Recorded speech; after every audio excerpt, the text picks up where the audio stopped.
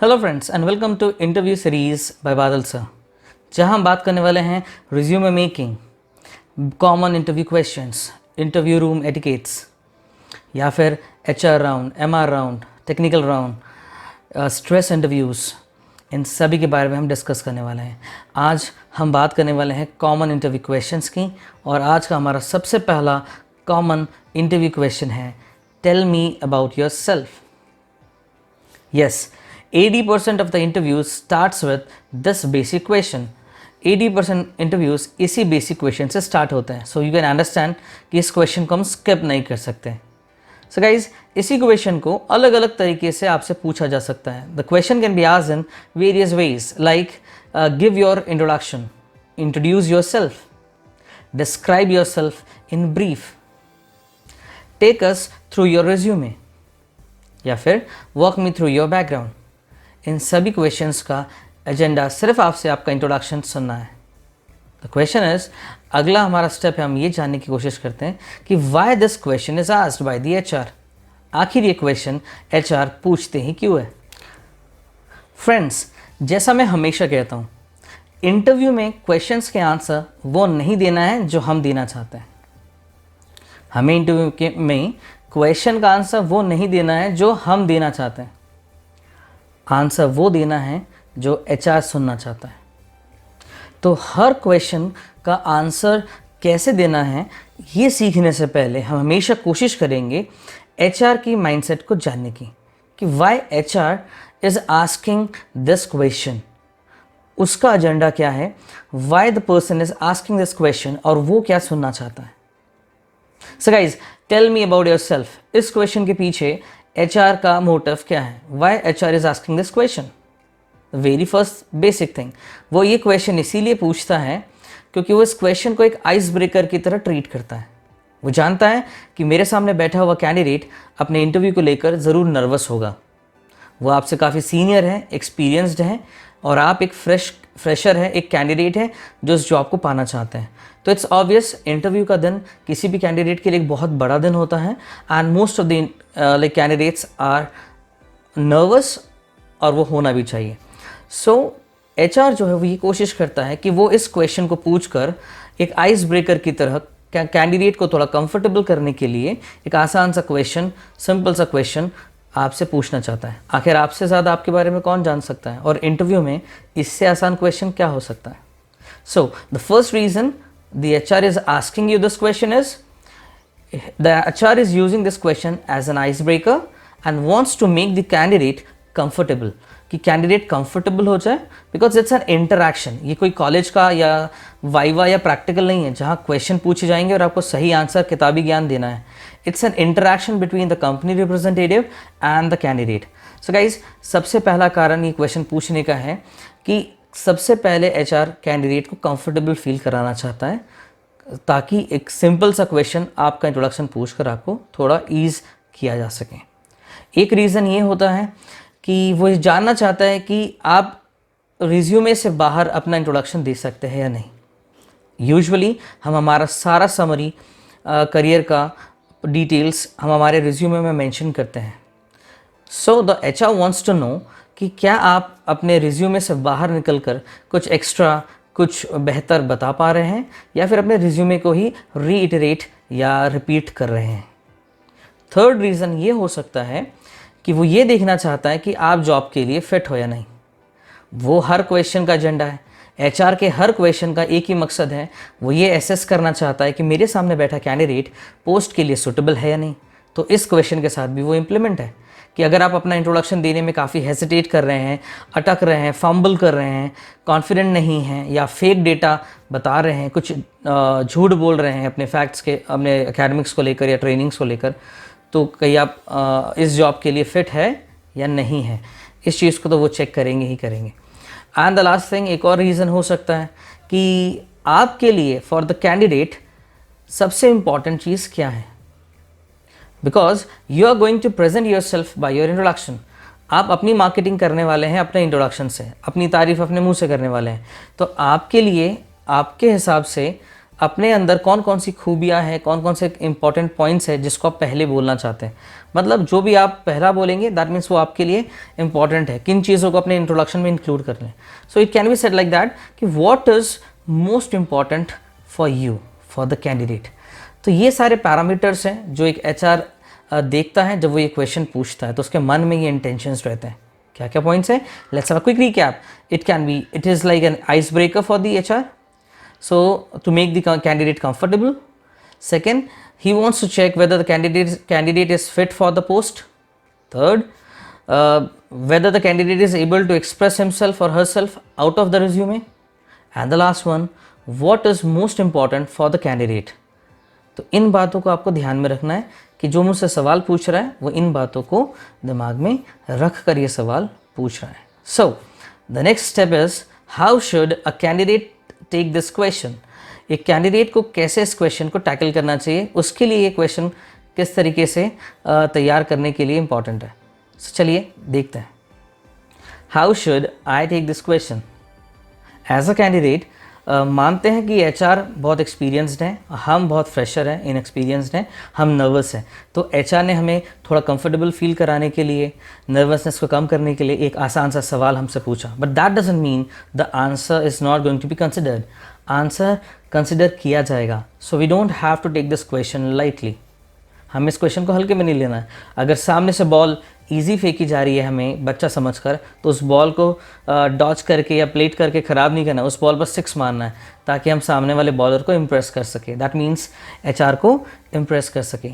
So guys, most of the candidates know this question but they take it lightly कि यार introduction ही तो देना है, अपने बारे में तो बताना है, तो कौन सा डिफ़िकल्ट क्वेश्चन है।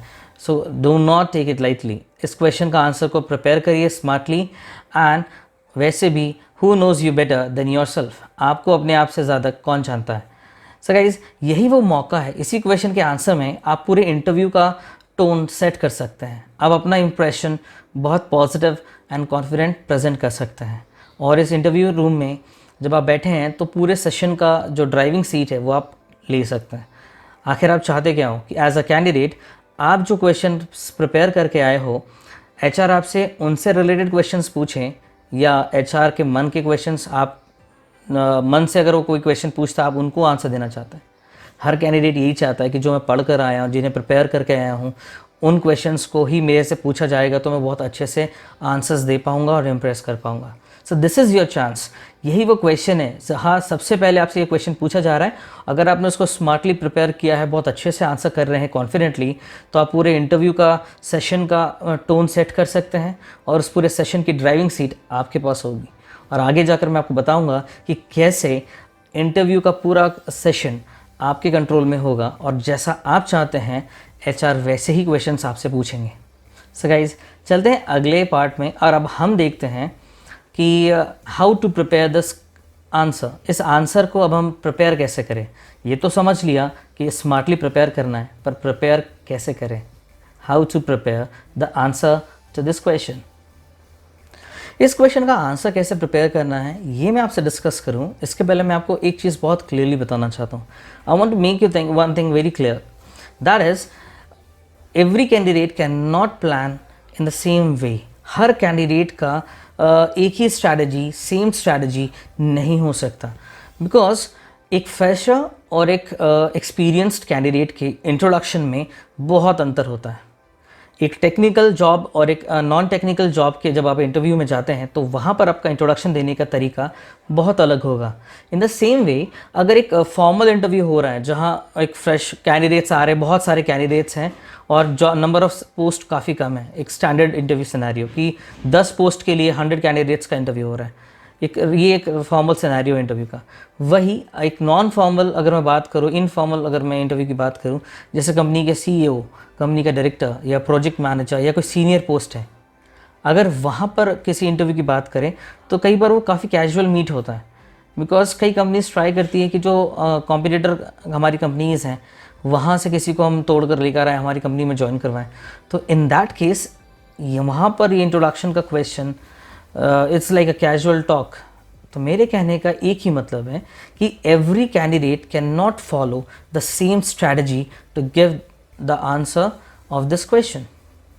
मतलब आप में से कोई भी कैंडिडेट जो मुझे सुन रहा है, जो भी स्टूडेंट मुझे आप सुन रहे हो, अभी आप देख रहे हो इस वीडियो को, आप मेरे वीडियो को देखकर हर कैंडिडेट अपना आंसर प्रिपेयर नहीं कर सकता। मैं अपने वीडियो के थ्रू आपको एक गाइडलाइन देना चाह रहा हूँ, एक सजेशंस दे रहा हूँ, एडवाइस दे रहा हूँ, इंपॉर्टेंट टिप्स दे रहा हूँ, जिसको फॉलो करके आप अपना आंसर फ्रेम कर सकते हैं। बट आप उसको रटिए मत कि हाँ बादल सर जो बता रहे that is a perfect one और उसको हर केस में हम इम्प्लीमेंट कर सकते हैं। It depends, it's very dynamic और सिचुएशन के अकॉर्डिंग, कंडीशन के अकॉर्डिंग आंसर्स वेरी कर सकते हैं। आप कमेंट सेक्शन में आके मेरे से बात कर सकते हो कि आपको किस सिनेरियो में इंटरव्यू देना है। आप टेक्निकल जॉब के लिए जा रहे हैं, नॉन टेक्निकल जॉब के लिए जा रहे हैं, आप फ्रेशर है, आप एक्सपीरियंस्ड कैंडिडेट है, सो आपका इंट्रोडक्शन में क्या चेंजेस या वेरिएशंस होना चाहिए। अभी हम बात करें एक स्टैंडर्ड प्रोसीजर की। Clear? So the important tip is every candidate can not follow the same strategy. Her candidate, her job, her condition में एक ही जैसा इंट्रोडक्शन कभी नहीं देना चाहिए। आपको इस आंसर को काफ़ी डायनामिक रखना होगा एज पर द नीड। चलिए आगे बढ़ते हैं फ्रेंड्स। अब हम बात करेंगे इस क्वेश्चन के आंसर के दौरान, जवाब के दौरान की जाने वाली common mistakes. And the very first common mistake is reiterating the resume. Candidate अगर अपना रिज्यूमे को ही word to word, sentence to sentence repeat करेगा या रीइटरेट करेगा तो एक कॉमन सा क्वेश्चन सामने से रेज हो सकता है। ये सारी बातें तो आपके रिज्यूमे में लिखी हुई है, ऑब्वियस सी बात है। हम हमारे रिज्यूमे में 90% डिटेल्स ऑलरेडी मेंशन करते हैं और हमें अपने इंट्रोडक्शन में भी वैसा ही कहना है, लेकिन उसको प्रेजेंट करने का तरीका बदल सकता है। उसमें हम कुछ चीज़ें ऐड ऑन कर सकते हैं उसको, और जब हम अपने आप को इंट्रोड्यूस कर रहे हैं तो हमारे रिज्यूमे के कंटेंट्स को और बेहतर तरीके से प्रेजेंट कर सकते हैं। तो पहली बात जो ध्यान में रखनी वो ये है कि अपने रिज्यूमे को एज इट इज़ रीइटरेट ना करें। Don't be a like robotic person कि भाई वो रिज्यूमे उठाया उसको रिपीट कर रहे हैं आप word to word. Second common mistake जो होती है वो ये कि आप अपनी होल लाइफ स्टोरी को रिपीट ना करें, हर एक छोटी छोटी चीज़ों को इंक्लूड ना करें अपने इंट्रोडक्शन में। जैसे कई लोग अपने स्कूल का नाम बताने लगते हैं कि मेरा स्कूल का नाम ये था, मैंने उस स्कूल से अपनी पढ़ाई की है। ये एक अननेसेसरी डिटेल है। आपके स्कूल के नाम जानने में किसी को इंटरेस्ट नहीं है, तो आपको अपनी पूरी लाइफ स्टोरी नहीं बताना है। आपको टाइम का बहुत ख्याल रखना है। इस पॉइंट पर मैं आपको एक बताऊंगा कि आइडियल टाइम कितना होना चाहिए इस क्वेश्चन के आंसर का। इस क्वेश्चन का आंसर आपको एक आइडियलिस्टिक सिचुएशन में 60 to 90 सेकेंड्स के अंदर ख़त्म करना है। That means 1 to 1.5 minutes. अगर आप इससे ज़्यादा समय ले रहे हो दैट मीन्स आपका प्रिपरेशन सही नहीं है, आप बहुत ज़्यादा लेंदी उस आंसर को कर रहे हैं। एक आइडियल केस में 60 seconds to 90 seconds, that's the perfect timing of this answer. तो ध्यान रखिएगा, अपनी पूरी लाइफ स्टोरी नहीं बतानी है। थर्ड कॉमन मिस्टेक जो उसमें होती है वो है गिविंग ऑड आंसर, या फिर कह सकते हैं कि sometimes a candidate becomes too honest और टू स्मार्ट, और यहाँ पर ये गड़बड़ होती है। जैसे कैंडिडेट से पूछा गया टेल मी अबाउट योरसेल्फ, और कैंडिडेट कहता है sir it's already mention in my resume, my all details are there. अब ये थोड़ा स्मार्टनेस हो गया, तो ऐसा स्मार्टनेस आपको नहीं दिखाना है। बात आपने सच्ची कही कि आपकी सारी डिटेल्स ऑलरेडी रिज्यूमे में मेंशन है, पर वो आपसे सुनना चाहते हैं तभी ना आपसे पूछ रहे हैं। तो इतना भी स्मार्टनेस या ऑनेस्टी या ऑड आंसर नहीं करना है। And the last common mistake जो सबसे ज़्यादा लोग करते हैं, इवन आई कैन से 80 to 90%, 99% बच्चे शुरुआती समय में करते हैं, that is sounding robotic. That means her student अपने करियर को लेकर कॉन्शियस होता है और वो अपनी इंटरव्यू की प्रिपरेशन कहीं ना कहीं किसी ना किसी तरीके से करने की कोशिश करता है। और जब वो ये कोशिश करता है तो वो अपने आंसर को रटता है, दूसरे को देखकर या गूगल से सर्च करके उसे लिखता है और उसे रटने की कोशिश करता है। And when he tries to mug it up, वो रोबोट की तरह आंसर देता है। जैसे my name is Badal Bose and I am from particular XYZ college, currently I am pursuing XYZ। वो इस तरीके से बोलता है जैसे एक रोबोट अपना आंसर दे रहा हो। याद रखिए, इंटरव्यू एक इंटरैक्शन है between the company representative and a candidate. ये आपके कॉलेज का, बार बार कह रहा हूँ, ये आपके कॉलेज का वाइवा नहीं है, क्वेश्चन आंसर राउंड नहीं है, एक इंटरैक्शन राउंड है। आप बिल्कुल इसको इस तरीके से लीजिए कि ये एक डेट है जहाँ पर एक लड़का लड़की मिल रहे हैं, लेकिन ये फॉर्मल है, ये आपके जॉब से रिलेटेड है या आपके करियर से रिलेटेड है। ये एक इंटरैक्शन है, जैसे दो फ्रेंड्स मिलते हैं, लेकिन यहाँ पर एक फ्रेंड जो है वो काफ़ी सीनियर है, आपसे दोगुनी एज का है, डबल एज का है और आपसे सीनियर है, वो आपको एक जॉब ऑफर कर सकता है। तो it's an interaction with a senior personal. तो इसको आप वाइवा का सिनेरियो मत क्रिएट करिएगा। आपके जवाब इस तरीके से नहीं होने चाहिए कि आपका इंटरव्यू जो कि एक इंटरैक्शन सेशन है वो एक वाइवा के सेशन में कन्वर्ट हो जाए और एक क्वेश्चन आंसर राउंड बन जाए। चलिए देखते हैं अगले स्लाइड में क्या है। फ्रेंड्स, आज के इस वीडियो को मैं ध्यान में रख के बना रहा हूँ किसी फ्रेशर या किसी ऐसे कैंडिडेट को जो अभी अभी ग्रेजुएट हुआ है या फिर वो फाइनल ईयर में है और उसके कॉलेज में कंपनीज या कैंपस ड्राइव्स होने वाले हैं। तो एक फ्रेशर को, एक फाइनल ईयर स्टूडेंट को या एक फ्रेशर को जिसने अभी अभी अपना ग्रेजुएशन पूरा किया है और गवर्नमेंट जॉब्स या कॉम्पिटिटिव एग्ज़ाम्स दे रहा है और उसका इंटरव्यू होने वाला है। तो एक फ्रेशर के लिए मैं आपके साथ शेयर करूँगा 10 स्टैंडर्ड स्टेप्स जिसको आप फॉलो कर सकते हैं। इन 10 स्टेप्स को अगर आप फॉलो करेंगे तो you can prepare your basic standard introduction. Again I am telling you, ये सिर्फ आपके लिए एक गाइडलाइंस है, एक सजेशन है। इसको फॉलो करके आप अपना स्टैंडर्ड इंट्रोडक्शन बना सकते हैं। ये फिक्स नहीं है, आपकी सिचुएशन, आपकी डिमांड्स अलग हो सकती हैं। आप मेरे से कमेंट बॉक्स में आके चैट कर सकते हैं कि आपके हिसाब से आपने जो बनाया है वो सही है या नहीं, और हमेशा इसको इम्प्रोवाइज़ कर सकते हैं। मैं ये नहीं कहता हूँ कभी भी कि जो मैं पढ़ा रहा हूँ वही बेस्ट है और इसी में से ही आएगा। क्लियर है? ये होती है कई लोगों की habit. So guys, now I am going to share with you 10 standard steps for your introduction and the very first step is greetings. Greetings का मतलब है अभिवादन करना। जब आपसे बोला गया कि okay tell me about your self, तो आप शुरू कहाँ से करेंगे? सबसे पहले आप उसको ग्रीट करेंगे, जैसे आप गुड आफ्टरनून, गुड मॉर्निंग कहते हैं। लेकिन ध्यान दीजिए, आप इंटरव्यू रूम में हैं। जब आपने रूम में एंटर किया तब आप ऑलरेडी वहाँ बैठे पैनल या इंटरव्यूअर्स को आप गुड मॉर्निंग या गुड आफ्टरनून विश कर चुके होंगे। तो जब आप इस क्वेश्चन का आंसर देंगे तब आप रिपीट या दोबारा से तो नहीं कहेंगे गुड आफ्टरनून सर, क्योंकि आप पहले ही बोल चुके हैं ये बात। तो कैसे करें ग्रीट? ग्रीटिंग आपको कुछ इस तरीके से कर सकते हो, जैसे first of all thank you for giving me this opportunity. सबसे पहले मुझे यह अवसर देने के लिए धन्यवाद। That should be a standard way of starting the answer. ये शायद आंसर देने का मेरे हिसाब से सबसे अच्छा तरीका है। सबसे पहले आप पैनल को ग्रीट करिए। Second step is your name, आपका नाम। यहाँ पर जो कॉमन मिस्टेक है वो ये, आप कभी भी इसको कैजुअल वे में ना लेकर दिस इज़ या माई सेल्फ का यूज़ ना करें। लाइक कई लोग कहते हैं इंटरव्यू में, मैंने देखा है, एक्सपीरियंस किया है, दिस इज़ बादल बोस या फिर माई सेल्फ बादल बोस। बेटा, आप कैजुअल मीटिंग में नहीं हो। ये एक मीटिंग है, इंटरेक्शन है दोस्त जैसे, लेकिन ये आपके दोस्त नहीं है, ये आपके सीनियर रिप्रेजेंटेटिव है कंपनी के। तो आप दिस इज़ या माई सेल्फ नहीं बोलेंगे। जैसे आप टीवी पर या अपने इंटरनेट पे यूट्यूब्स पे देखते हैं, आप कोई सेलिब्रिटी नहीं है, आप ऐसा this is Shahrukh Khan and you are watching, ऐसा नहीं बोलना है। आपको सिंपल कहना है माई नेम इज़ या फिर आई एम। और दूसरी बात आप ध्यान रखिए नाम बताते वक्त कि आप अपना नाम कंप्लीट या फुल नेम बताएंगे। कभी भी आप इनकम्प्लीट या सिर्फ फर्स्ट नेम नहीं बोलेंगे। यहाँ पर मैंने देखा, देखिए आप इस तरीके से बोलिए my name is Badal Bose या फिर आई एम बादल बोस। एक कॉमन सिनेरियो यहाँ पर ये भी होता है कि कई लोग कहते हैं सर नाम बताना कंपलसरी है क्या, क्योंकि वो तो ऑलरेडी रिज्यूमे में लिखा है। और कई बार वो ऐसा भी कहते हैं ओके बादल इंट्रोड्यूस योरसेल्फ। वो मेरा नाम जानते हैं, उन्होंने मुझे नाम लेकर बोला है कि ओके बादल इंट्रोड्यूस योरसेल्फ।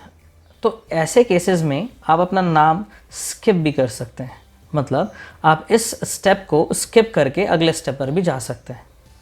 दूसरा क्या सिनेरियो है, अगर आप मान लीजिए कई कंपनी के प्लेसमेंट ड्राइव्स में, कई जॉब्स में there are number of interview rounds. जैसे पहले टेक्निकल राउंड होता है, फिर MR राउंड है, फिर HR राउंड है।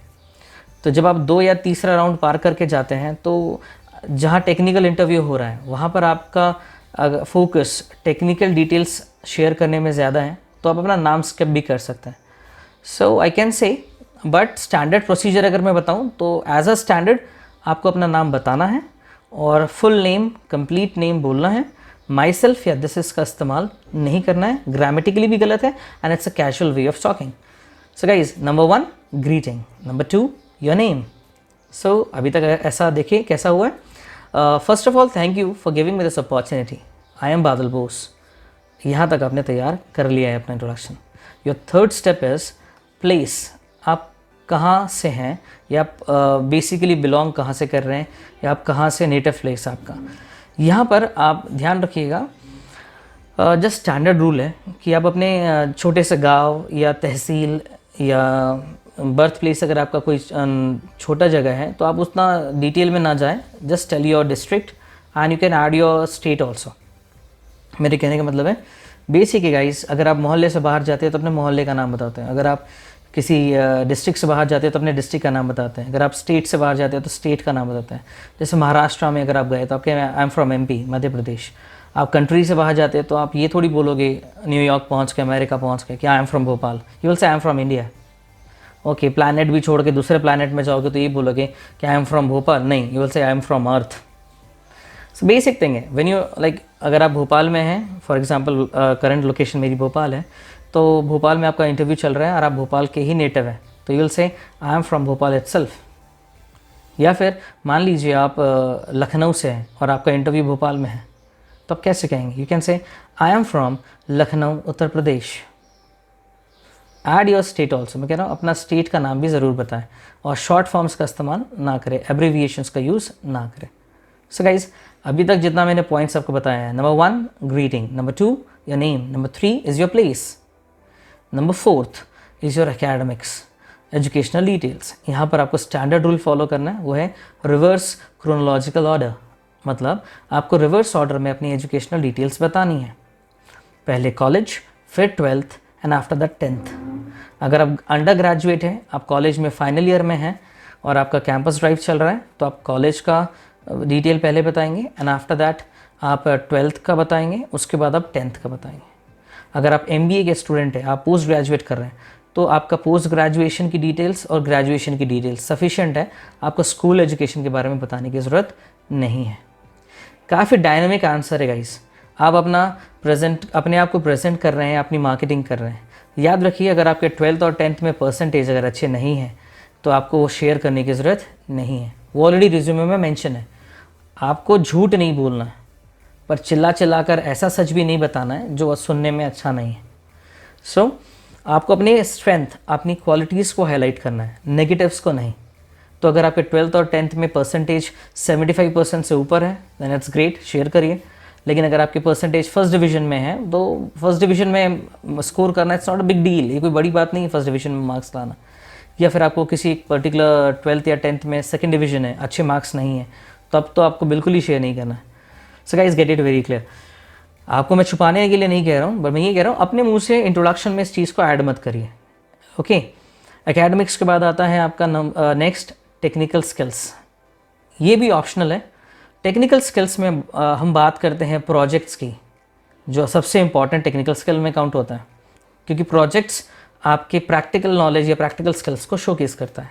फॉर इंजीनियर्स अगर मैं बात करूं, तो आपके जो प्रोजेक्ट्स हैं, अगर आप MBA में भी है, अगर आप कोई प्रोजेक्ट्स किए हैं आपने, तो आपके प्रोजेक्ट्स आपके प्रैक्टिकल एक्सपीरियंस को शो करता है। Apart from projects, you can talk about your certifications. अगर आपने कुछ किया हुआ है, कोई कोर्स आपने सीखा हुआ है सॉफ्टवेयर में, या टेक्निकल कोई कोर्स आपने किया हुआ है, सर्टिफिकेशन किया हुआ है आफ्टर प्रोजेक्ट्स। अगर आपके पास ये सारी डिटेल्स कम पड़ रही है, then you can add on your favourite technical subjects, कि आपको कौन सा टेक्निकल सब्जेक्ट है, आपके सिलेबस या आपकी ग्रेजुएशन में जो जितने सब्जेक्ट्स हैं उनमें से कोर सब्जेक्ट जितने हैं, 2 या 3 जो आपके फेवरेट हैं, आप उनके बारे में बात कर सकते हैं। ये सारी डिटेल्स आती हैं आपके टेक्निकल स्किल्स में। अगेन, इसके आगे भी लिखा हुआ है ऑप्शनल। ये पॉइंट ऑप्शनल क्यों है? भले आप इंजीनियर हो, लेकिन अगर आप एक non core, non technical company में जा रहे हैं, तो वहाँ पर आपकी टेक्निकल स्किल्स का वेटेज उतना नहीं है, तो आप अपने इंट्रोडक्शन का फोकस उस पर करने का कोई सेंस नहीं है। आप चाहे तो इसे स्किप भी कर सकते हैं। दैट मीन्स, अगर मैं एक इंजीनियर हूँ और मैं नॉन टेक्निकल मार्केटिंग जॉब के लिए अप्लाई कर रहा हूँ और वहाँ मेरा इंट्रोडक्शन चल रहा है, इंटरव्यू चल रहा है, तो वहाँ पर मेरा ये टेक्निकल स्किल कि मैंने कहाँ प्रोजेक्ट किया है, कहाँ से इंटर्नशिप की है, मेरा फेवरेट टेक्निकल सब्जेक्ट क्या है, उसका वेटेज उतना नहीं रहेगा। क्लियर? लेकिन अगर टेक्निकल कंपनी है तो इट्स अ मस्ट।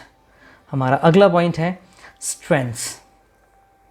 स्ट्रेंथ्स में आपकी बात आपके बॉडी या आपके फिजिक की नहीं हो रही, आपके बाइसेप्स की नहीं हो रही, आपके इंटरपर्सनल स्किल्स। फ्रेंड, किसी भी कंपनी में आप अकेले काम करने वाले नहीं हो। It's always a team game, जहां आपको अपने सीनियर्स की बातें सुननी है, आपके जूनियर्स से आपको काम कराना है इन फ्यूचर। सो आपके अंदर लोगों के साथ एडजस्ट करने के लिए इंटरपर्सनल स्किल्स भी होना ज़रूरी है। प्लस आपके अंदर और ऐसी क्या क्वालिटीज़ है आपके एटीट्यूड में, नेचर में, आपके कैरेक्टर में, जो आपको ज़्यादा प्रोडक्टिव बनाती है बाकी दूसरों से। तो यहाँ बात कर रहे हैं हम स्ट्रेंथ्स की या इंटरपर्सनल स्किल्स की। सबसे ज़्यादा रिपीटेटिव या जो क्या है ना, आउटडेटेड जो स्ट्रेंथ्स है वो है जैसे हार्ड वर्किंग, टीम प्लेयर। ये सबसे आउटडेटेड है, काफ़ी रिपीटेटिव है। तो अपनी पर्सनालिटी से मैच करता हुआ कुछ स्ट्रेंथ, अपनी क्वालिटीज़, एडजेक्टिव्स पता करिए, सर्च आउट करिए। Clear guys? हमारा अगला पॉइंट जिसको हमें इंट्रोडक्शन में ऐड करना चाहिए वो है हॉबीज़ या interest. Hobbies and interest shows your social character, कि आप अपने खाली समय में क्या करना पसंद करते हो, आपका एटीट्यूड, आपका कैरेक्टर कैसा है। Every person has their own set of hobbies, कि सबकी अपनी अपनी एक चॉइस होती है कि उन्हें पर्टिकुलरली अपने लिए क्या पसंद है। हॉबीज़ में जो मैंने सबसे बड़ी गलती देखी है लोगों के लिए वो ये है, जैसे sleeping. Sleeping can not be a hobby. आप इसको बड़े कॉन्फिडेंटली बोल देते हैं, सर मुझे सब खाली समय मिलता था, आई प्रेफर स्लीपिंग, या watching movies, listening to music. ये ऐसे आउटडेटेड हॉबीज़ हैं या रिस्की हॉबीज़ हैं जो आपके इंट्रोडक्शन को, आपके इंटरव्यू के सिनेरियो को ख़राब ही करेगा, अच्छा नहीं करेगा। So have some good hobbies like reading technical magazines और स्केचिंग। अगर आप डांसिंग अच्छा करते हो, सिंगिंग अच्छा करते हो, तो एक्सेल इन दैट थिंग। आप हर इंसान के अंदर एक या दो अच्छी हॉबी भी होना ही चाहिए। सो फर्स्ट ईयर में अभी अगर आप हैं तो start developing some good skills in yourself, कुछ अच्छी हॉबीज़ परस्यू करिए। नेक्स्ट है हमारा गोल या एम। यहाँ पर मैं स्पेसिफिकली बताता हूँ, इस क्वेश्चन को कई लोग डिवाइड करते हैं दो हिस्सों में, long term goal and short term goal. यहाँ पर हम लॉन्ग टर्म गोल या शॉर्ट टर्म गोल को डिवाइड करके नहीं बताएंगे। हम स्पेसिफिकली हमारा शॉर्ट टर्म गोल जो है, आने वाले साल, 2 साल या 3 साल के अंदर जो आपका टारगेट है, आप उसको बताएंगे। और इसको इस पॉइंट को ऐड करते वक्त ध्यान में ये बात रखनी है कि आप किस कंपनी के इंटरव्यू में बैठे हैं। आपका गोल, आपका एम, आपका टारगेट उस कंपनी के इंटरव्यू से होकर गुजरना चाहिए। दैट मीन्स मैं एक टेक्निकल कंपनी के इंटरव्यू में बैठा हूँ और मेरा गोल है कि मैं गवर्नमेंट जॉब करना चाहता हूँ, बैंकिंग सेक्टर में जाना चाहता हूँ, तो it's a way lot of deviation और मेरा रिजेक्शन फिक्स हो गया। या फिर अगर मैं लाइक किसी भी एग्ज़ाम के लिए, गवर्नमेंट हो या प्राइवेट जॉब के लिए मैं बैठा हुआ हूँ और मेरा गोल है, शॉर्ट टर्म गोल है, आने वाले 2-3 साल में मैं गेट क्वालिफाई करना चाहता हूँ या हायर स्टडीज़ के लिए फॉरेन जाना चाहता हूँ, तो मेरा कंपनी का इंटरव्यू का रास्ता इधर है और मेरा गोल दूसरी तरफ है। तो ऐसे ब्लंडर्स आपको नहीं करने हैं। भले वो शॉर्ट टर्म गोल आपके हिसाब से झूठ हो, लेकिन उसको बोलते वक्त इंटरव्यू को ज़रूर ध्यान में रखें। मैंने कहा ना, टू ऑनेस्ट या टू स्मार्ट दोनों ही आपके लिए गड़बड़ है। अगर आप ज़्यादा ईमानदारी से भी जवाब देंगे, होगा आपका टारगेट कि आप आने वाले 2 साल बाद या 3 साल बाद अपना बिजनेस स्टार्ट करना चाहते हैं, स्टार्टअप, या फिर आप फॉरेन जाना चाहते हैं अपनी हायर स्टडीज़ के लिए। बट इस आंसर को अगर आप इस मौके पर बोलेंगे तो वो आपका ऑनेस्टी आपके लिए ही नेगेटिव हो जाएगा। So take care of this point. And the next point is family background. Again it's an optional thing. अगर आप ये ऊपर के सभी पॉइंट्स को प्रॉपरली बोल रहे हैं, तो अगर आप चाहें कि मैं अपना टाइम बचाना चाहता हूँ, 90 सेकेंड्स या 60-70 सेकेंड्स के अंदर ख़त्म करना चाहता हूँ, तो family background it's not a compulsory thing. लेकिन अगर आप लगता है कि सर 60, 70, 80 सेकेंड्स के अंदर मेरा प्रॉपर ख़त्म हो रहा है और मैं चाहूँ तो फैमिली बैकग्राउंड को इंक्लूड कर सकता हूँ, तो it's a good thing. As a fresher आप उनको ऐड कर सकते हैं, पर ध्यान रखें फैमिली बैकग्राउंड बताते वक्त सिर्फ फादर का ऑक्यूपेशन, मदर का ऑक्यूपेशन और कितने सिबलिंग्स हैं आपके, वो अगर आप चाहें तो बता सकते हैं। लेकिन किसी का भी नाम, फादर का नाम या मदर का नाम या सिबलिंग्स के नाम या सिबलिंग्स क्या करते हैं, उनका ऑक्यूपेशन, ये भी बताने की आवश्यकता नहीं है। इवन आप भाई बहनों के बारे में नहीं भी इंक्लूड करेंगे तो it's fine. Just tell how many members are there in your family and what your father does and what your mother does, and that is more than sufficient. No need to include their name even. Clear. आपका last point है conclusion. जितने smartly आपने answer को start किया था, जैसे thank you for giving me this opportunity, my name is Badal Bose and I am from Bhopal Madhya Pradesh, उतने ही style से, उतना ही स्मार्टली इसको एंड भी करिए. सडन पॉज, अचानक से ख़त्म मत करिए इसको. क्लियर. या फिर कई बार ऐसा चेहरा मत दीजिए, ऐसा लुक मत दीजिए, हाँ सर और कुछ बताना है क्या, कुछ और ऐड करूँ क्या, वीकनेस भी बताऊँ क्या.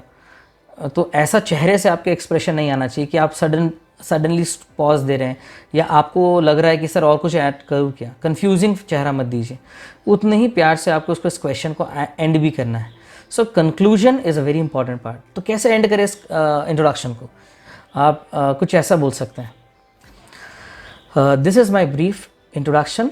If you have any further question I will be happy to answer them. या फिर that's my journey so far. If you want to ask any other question I will be more than happy to answer them. तो आपने hint किया कि हाँ sir, मुझे जितना introduction अपना बारे में बताना था मैंने प्रॉपर्ली बता दिया है. अगर आप इससे रिलेटेड कुछ पूछना चाहते हैं या इसके एक्स्ट्रा कुछ पूछना चाहते हैं तो I am happy to answer them. So friends, ये वो 10 पॉइंट्स हैं जिनको आपको ध्यान में रखना चाहिए when you are preparing the answer to this question. चलिए अब मैं आपके साथ शेयर करता हूँ एक सैम्पल, एक स्टैंडर्ड इंट्रोडक्शन का, जो आपको हेल्प करेगा अपना इंट्रोडक्शन प्रिपेयर करने के लिए. सो फ्रेंड्स, जैसा मैंने कहा, every candidate can not follow the same strategy. तो सबके लिए सेम फॉर्मेट नहीं है, सेम प्रोसीजर नहीं है. अभी जो मैं आपके साथ शेयर करने वाला हूँ इंट्रोडक्शन का, सैम्पल इंट्रोडक्शन का फॉर्मेट, ये सिनेरियो बेस्ड है एक बीटेक स्टूडेंट के लिए. दैट मीन्स एक इंजीनियरिंग स्टूडेंट है जो फाइनल ईयर में है और अपने कैंपस ड्राइव के दौरान, अपने प्लेसमेंट के दौरान अपने कॉलेज में अपना इंट्रोडक्शन दे रहा है. उससे पूछा गया है tell me about your self. तो वो कैसे उस क्वेश्चन का आंसर देगा. तो ये सैम्पल आंसर है आपके रेफरेंस के लिए. First of all, I would like to thank you for giving me this opportunity. I am Rohit Sharma from cleanest capital of India, Bhopal. Right now, I am pursuing Bachelor of Technology in Computer Science branch from Sagar Group of Institutions, Bhopal. And my current CGPA is 7.45. I have completed my intermediate and high school with first division from State Board. Recently, I have completed a project XYZ based on ABC concepts and secured second rank in Smart India Hackathon event. I am an easygoing person and loves to work in a team.